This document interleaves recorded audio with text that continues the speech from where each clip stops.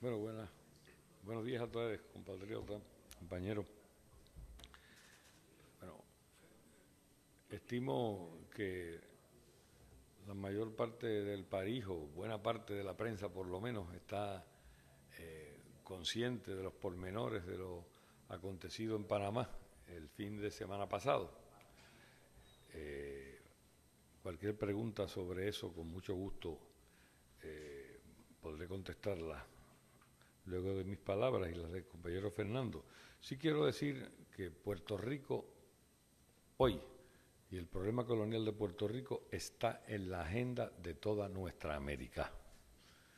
Y eso provee una magnífica oportunidad. Se abre la puerta como nunca antes para nuestra descolonización.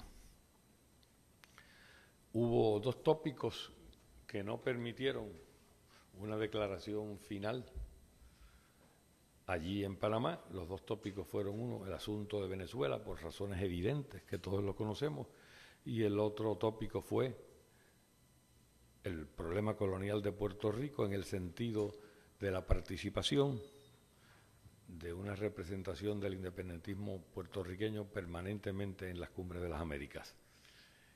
Eso trae ante el tapete lo que todos sabemos, que Puerto Rico es una colonia, lo sabe la América Latina entera, como lo demostró en la última reunión de CELAC 33 de los países, todos los países de América Latina y el Caribe, y Estados Unidos en este momento está absolutamente consciente, y así le llevó por varias fuentes, de que hay que enfrentar el problema colonial de Puerto Rico.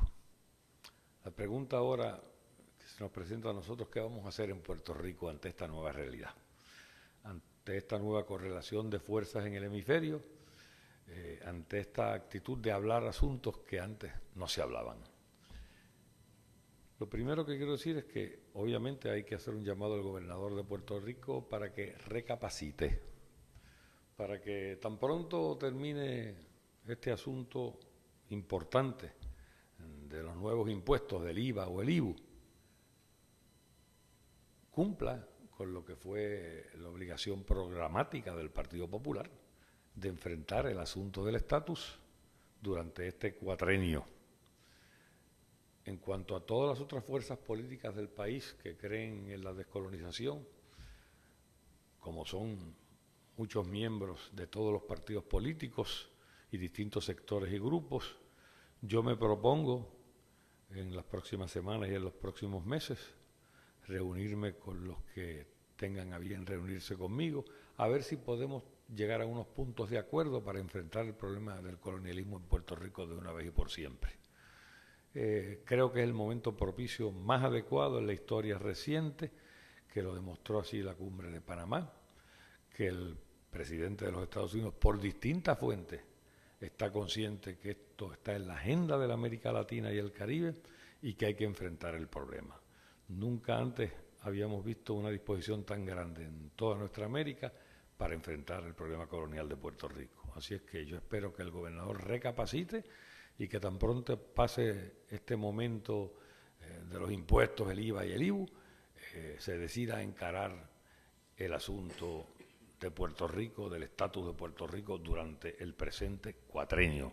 En todo caso, hay sectores muy grandes dentro del Partido Popular, dentro del PNP, personas que no son afiliadas a ningún partido, que quieren aprovechar esta oportunidad histórica, y yo me propongo reunirme con ellos, individual o colectivamente, para entonces ver si podemos llegar a unos acuerdos mínimos procesales y echar hacia adelante el proceso de nuestra descolonización. Compañero Fernando. Sí, yo creo que no hay metáfora más elocuente de los tiempos que estamos viviendo en términos de la relación de Estados Unidos con la América Latina, que el planteamiento del restablecimiento de relaciones entre Cuba y los Estados Unidos. Eso tiene un significado profundo, y es que supone que los Estados Unidos han tomado la decisión de recapacitar de lo que ha sido una política hegemónica que ha fracasado en América Latina y el Caribe. Y la política hegemónica que ha fracasado no es solamente la política con respecto a Cuba, que la comienzan a rectificar, es su política hacia la América Latina en general, y también en eso está incluido su política de ser promotores del colonialismo en Puerto Rico. Este momento de recapacitación de los Estados Unidos por una diversidad de razones crea, como señala Rubén, un momento único. En un momento donde como nunca antes, no solamente es que hay en la América Latina entera un afán cada vez más intenso de identificarse con la causa de la descolonización de Puerto Rico, como lo muestran las declaraciones de CELAC, sino que vemos ahora en los Estados Unidos mismos una disposición a recapacitar y a rectificar. Sería francamente una negligencia histórica imperdonable el que en Puerto Rico no tomáramos una iniciativa seria donde los puertorriqueños pudiéramos entrar con los Estados Unidos a un proceso de reexamen y solución del problema colonial de Puerto Rico. Y ese es el llamado que le hace Rubén a las fuerzas políticas en Puerto Rico, en particular, como es natural, al gobernador. Y esa es una de las lecciones de esta cumbre.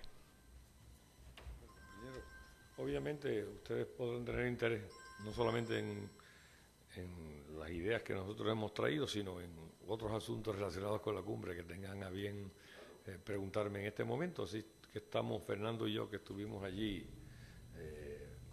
durante unos cuantos días presentes, y podemos en este momento contestar las preguntas y las interrogantes que ustedes tengan a bien hacer.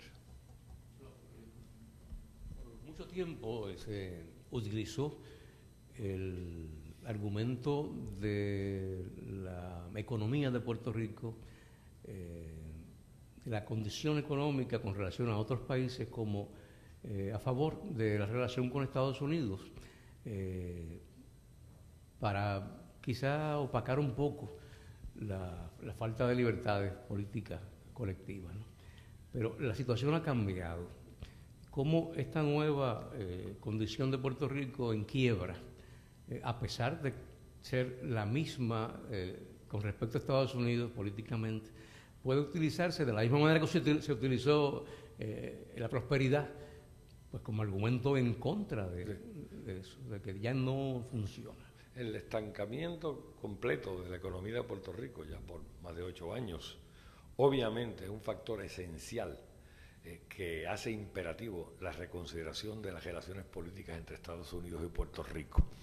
De eso están conscientes los latinoamericanos y de eso está consciente los Estados Unidos también. Y yo creo que la inmensa mayoría de nuestro pueblo está consciente de ese hecho.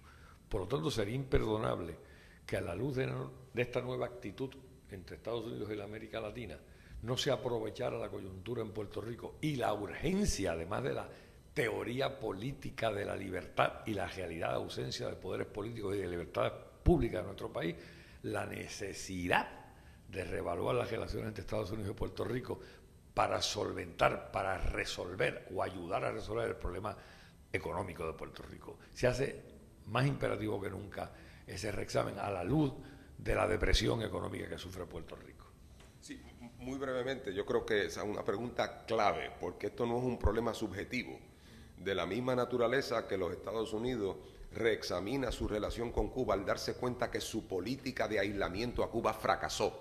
De la misma manera, el que la política de desarrollo económico de Puerto Rico ha fracasado es también ahora un hecho que está sobre la mesa. Y está sobre la mesa además de una manera muy irónica. El argumento más fuerte históricamente a favor de la relación colonial era que estimulaba la producción en Puerto Rico y que la colocaba en el exterior. Y el resultado de esto es que ahora se acabó la producción en Puerto Rico. El estatus de dependencia que estaba creado para que Puerto Rico produjera y tuviera a dónde vender sus productos, en lo que ha resultado es que Puerto Rico ya no produce nada. Así que ese fracaso también es un elemento objetivo que milita a favor de que en Estados Unidos un planteamiento de reexamen hay fundamento para que sea escuchado y atendido. No es como en el pasado, donde se partía de la premisa de que en Puerto Rico las cosas iban más o menos bien y que cualquier reclamo de cambio de los puertorriqueños era producto de pequeñeces políticas del liderato local. Ahora Estados Unidos está plenamente consciente de la gravedad de la situación fiscal de Puerto Rico y de lo que eso representa a la larga para los Estados Unidos. Alguien dijo en estos días en Estados Unidos que buscando bloquear a Cuba, Estados Unidos se había aislado. En Puerto Rico, cuando ya no haya que producir y cuando ya no haya dinero para comprar, tampoco le podríamos comprar a los Estados Unidos. O sea que la situación de desventaja económica va a ser mutua, ¿no? Así mismo es. Eso O sea, llega. las consecuencias económicas detrimentales, tanto para la economía de Puerto Rico como para sectores de la economía de los Estados Unidos, hace imperativo un cambio de estatus. Es decir, la necesidad del cambio de estatus no solamente surge de que se clame por derechos políticos, sino porque bajo el sistema colonial actual Puerto Rico no se desarrolla y eso es costoso tanto para Puerto Rico como para los verdaderos intereses de los Estados Unidos. Y todo eso es lo que hace posible que aquí en Panamá, entre los latinoamericanos y caribeños, haya un consenso prácticamente repetido desde la CELAC, de que nosotros tenemos que enfrentar el problema colonial y que Estados Unidos tiene que solventar la situación colonial de Puerto Rico, porque ellos también tienen una obligación. Pero ¿qué es lo que sucede? Que en Puerto Rico, en el poder, hay un sector de un partido, porque es un sector de un partido, el grupo dominante en el Partido Popular, que sigue como si la cosa estuviera normal y corriente y que no se enfrenta a la nueva necesidad de enfrentar el problema del estatus para resolver el problema económico de Puerto Rico, además del problema político de Puerto Rico. Y por eso el llamado, yo diría que es clase continental, para que el gobierno de Puerto Rico se enfrente al problema colonial. Cuando termine esto del IVU y del IVA, tiene que hablar el gobernador de Puerto Rico sobre la cuestión del estatus, tiene que hacer alguna propuesta. Mientras él hace eso, nosotros pretendemos reunirnos con todos los sectores que creen que el problema del estatus está íntimamente ligado al problema económico de Puerto Rico y que además creen que Puerto Rico debe ser dueño. La parte y su posición sobre la liberación de Oscar López. Sí, bueno, la posición tanto expresada ahí por el gobierno de Cuba